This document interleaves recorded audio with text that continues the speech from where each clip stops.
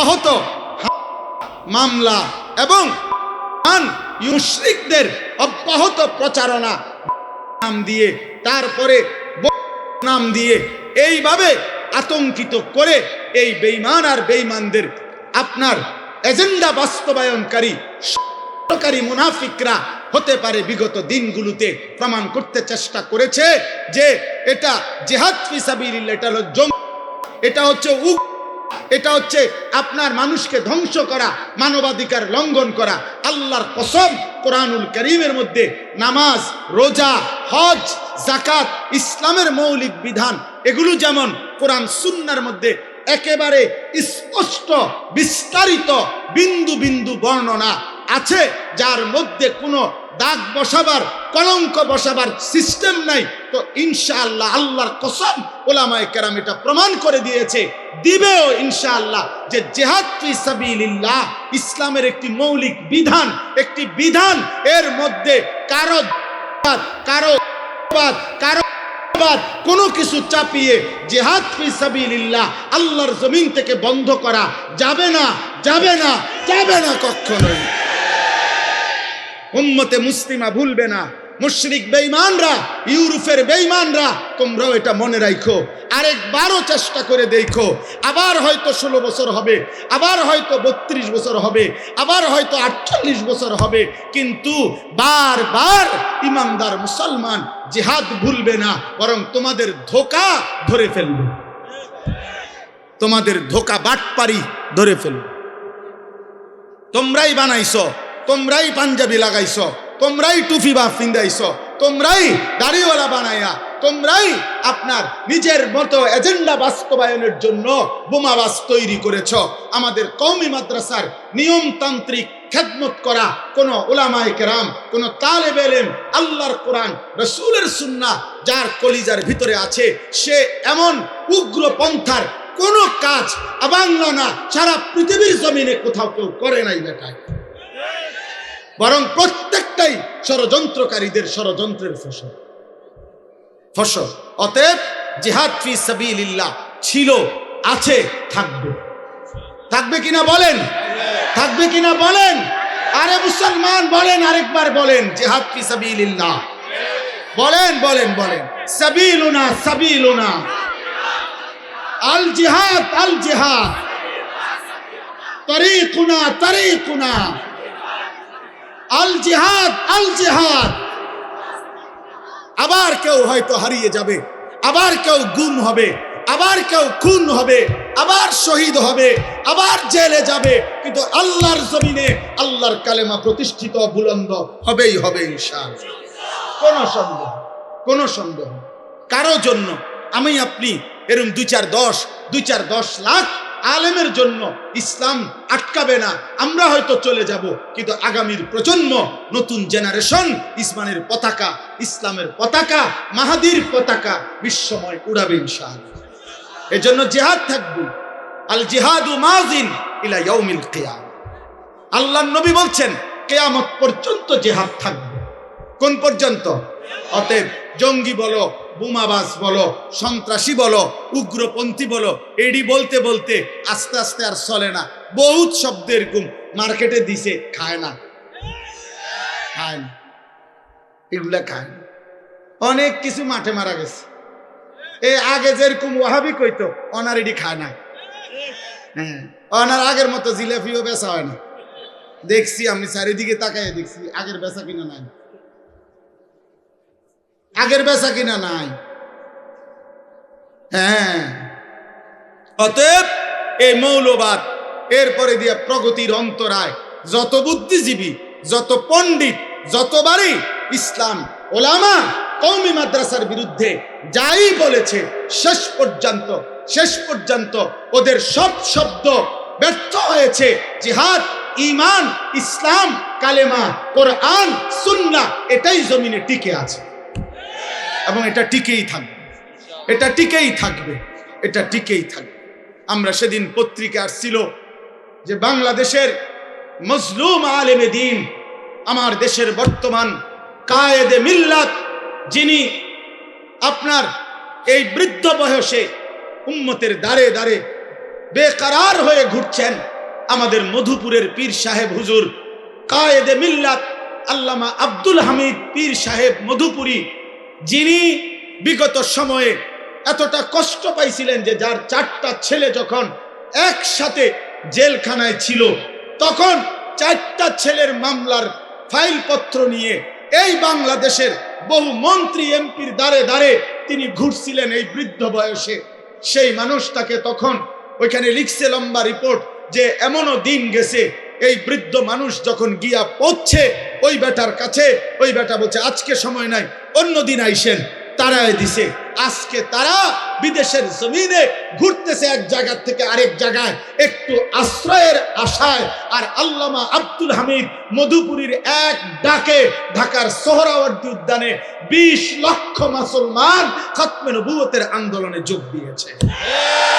150-র চাইতে বেশি আন্তর্জাতিক উলামায়ে কেরাম, 150 জনের চাইতে বেশি সেদিন 15ই নভেম্বর 2025 রোজ শনিবার ঢাকার সোহরাওয়ার্দী উদ্যানে অংশগ্রহণ করেছে। এটা যার ডাকে হয়েছে তিনি আব্দুল হামিদ, তিনি আমার মধুপুরের পীর সাহেব আমাদের। অতএব এটা প্রত্যেক যুগে ইনশাআল্লাহ, প্রত্যেক যুগেই উলামায়ে দেওবন্দে পর্যাপ্ত পরিমাণ আল্লাহ তাআলা যখন যে পরিমাণ হিম্মতওয়ালা বাহাদুর যখনই দরকার হয়েছে আল্লাহ তাআলা ইন্তজাম করে দিয়েছে, ইন্তজাম করে দিয়েছে। আজকে আমি এতটুকু কথাই আমার সমাপ্তি অংশে আমি এই 4টা কথা বলে ফেলছি। দারুল উলুম দেওবন্দের মূল নীতি কয়টা বলেন? কওমি মাদ্রাসার মূল নীতি কয়টা? তালেবে ইলম তোমরা বলো কয়টা? কওমি মাদ্রাসায় এই মুহূর্তে যারা পড়ো তোমরা আলাদা হাত তোলো তো, মাশাআল্লাহ, হাত তোলো, তোলো, তুলে রাখো। তোমরা বলো তো থাকবো ইনশাআল্লাহ এখানেই, কওমি মাদ্রাসায় থাকবো তো ইনশাআল্লাহ, বলো মৃত্যু পর্যন্ত থাকবো ইনশাআল্লাহ, বলো আল্লাহর দ্বীন নিয়ে থাকবো ইনশাআল্লাহ। বাকি ভাইদের জন্য দোয়া করো যে আমরা তাদেরকে আল্লাহর দিকে ডাকবো ইনশাআল্লাহ, আমরা তাদেরকে গুনাহ থেকে ফেরাবার চেষ্টা করব ইনশাআল্লাহ, আমরা তাদেরকে আলোর পথ দেখাবো ইনশাআল্লাহ। আল্লাহ তৌফিক দান, আল্লাহ তৌফিক দান। বাকি ভাই তোমরা মন খারাপ করো না, দোস্ত হাত জোর করে বলি, কিশোর ভাই, নওজোয়ান ভাই, স্কুল পড়ুয়া, কলেজ পড়ুয়া, তুমি ভাই আমার দুশ্মন না, তুই আমার কলিজার টুকরা ভাই, তুই আমার কলিজার হৃদয়ের অংশ দোস্ত আমার, তুমি আমার সন্তান, তুমি আমার ছোট ভাই। তোমার কাছে শুধু আমাদের একটাই আবদার, এ প্রিয় সন্তান, প্রিয় জেনারেল পড়ুয়া ছেলেরা, আব্বা তোমার কাছে আমার একটাই আবদার।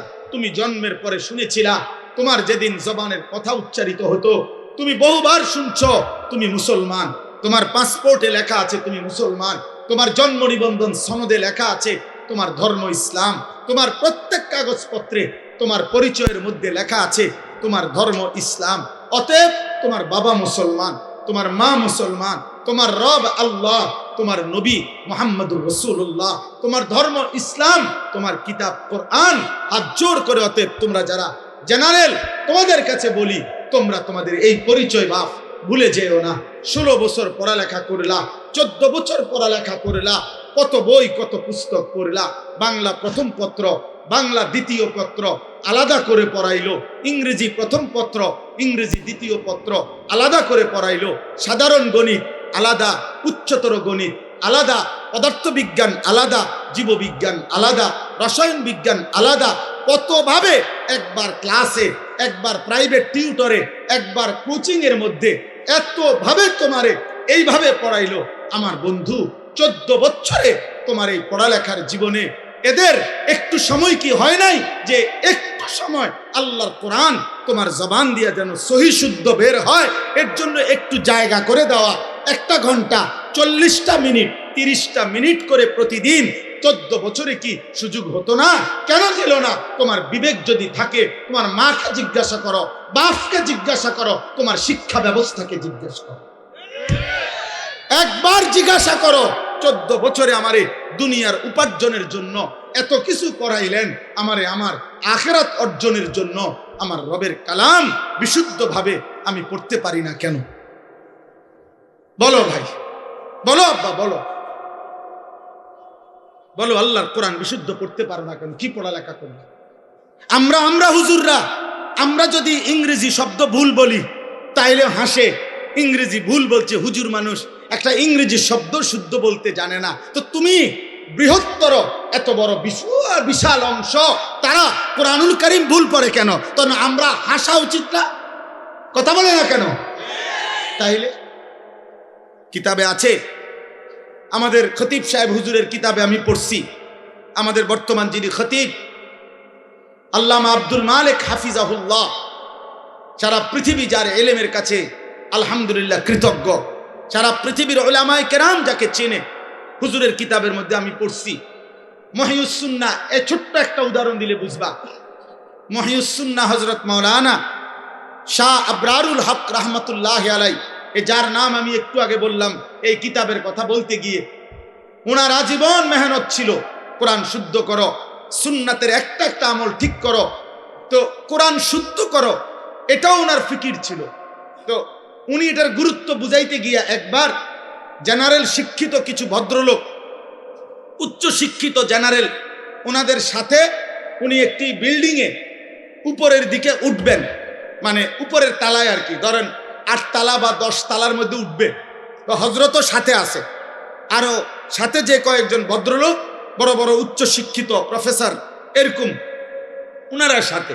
তো হজরতের যে পরিচিত প্রফেসর, হজরত ওই লিফটের, যেখানে লিফট উঠতে হয় এখানের কাছে আইসেই হজরত ইচ্ছা করে উনাকে বলতেছেন, ভাই লেফট কাহা হ্যায়, লেফট কোথায়? কি বলছেন? Left left. না না, হজরত বলছেন এটা যে লেফট কাহা হ্যায়, লেফট কোথায়?